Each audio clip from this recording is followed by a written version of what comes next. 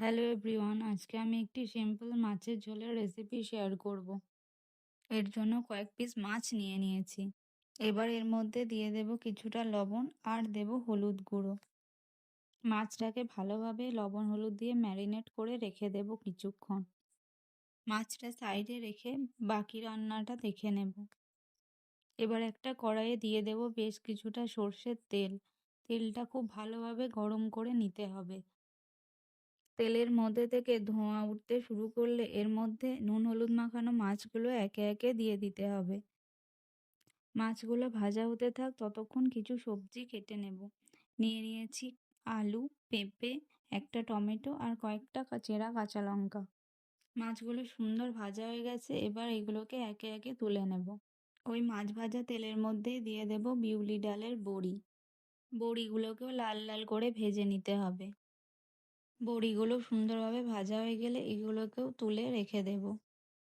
আপনারা চাইলে বড়িটা নাও দিতে পারেন। এবার ফোড়নের জন্য নিয়ে নিয়েছি তেজপাতা আর পাঁচফোড়ন। এবার আরও কিছুটা তেল অ্যাড করে এর মধ্যে তেজপাতা আর পাঁচফোড়নটা দিয়ে দেব।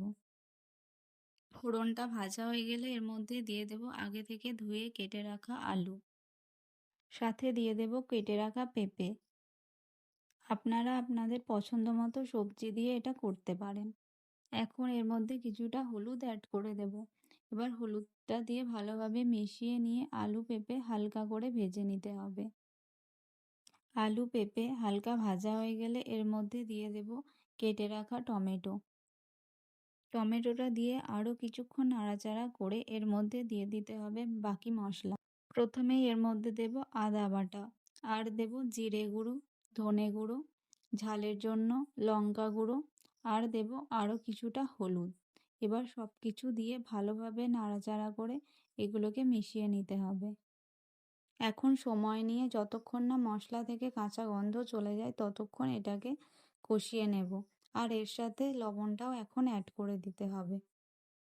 মশলাটা সুন্দরভাবে কষানো হয়ে গেলে আর এর মধ্যে থেকে কাঁচা গন্ধ সম্পূর্ণ চলে গেলে এর মধ্যে অ্যাড করে দিতে হবে পরিমাণ মতো গরম জল। যতটা ঝোল রাখতে চান ততটাই জল দেবেন। এখানে যেহেতু সবজিগুলো সেদ্ধ হবে তাই এখানে জলটা একটু বেশি পরিমাণেই দিতে হবে। এবার জলের সাথে সব কিছু ভালোভাবে মিশিয়ে নিয়ে এটাকে ঢাকা দিয়ে 15 থেকে 20 মিনিটের জন্য সেদ্ধ করতে দিতে হবে। আর হ্যাঁ, এখানে আমি কিছু কাঁচা লঙ্কাও দিয়েছি। এবার ঢাকা দিয়ে 15 থেকে 20 মিনিট অপেক্ষা করতে হবে যতক্ষণ না সবজিগুলো সব সুন্দরভাবে সেদ্ধ হয়ে যায়। 15 মিনিট পর দেখে নেব ঢাকাটা খুলে সবজিগুলো সব সেদ্ধ হয়েছে কিনা। সব কিছু ভালোভাবে সেদ্ধ হয়ে গেলে এর মধ্যে দিয়ে দিতে হবে আগে থেকে ভেজে রাখা বিউলি ডালের বড়ি। আর এর সাথে ভেজে রাখা মাছগুলো একে একে এর ঝোলের মধ্যে দিয়ে দিতে হবে। সব কিছু দেওয়া হয়ে গেলে এবার খুন্তির সাহায্যে সাবধানে সব কিছুকে ঝোলের সাথে ভালোভাবে মিশিয়ে নিতে হবে।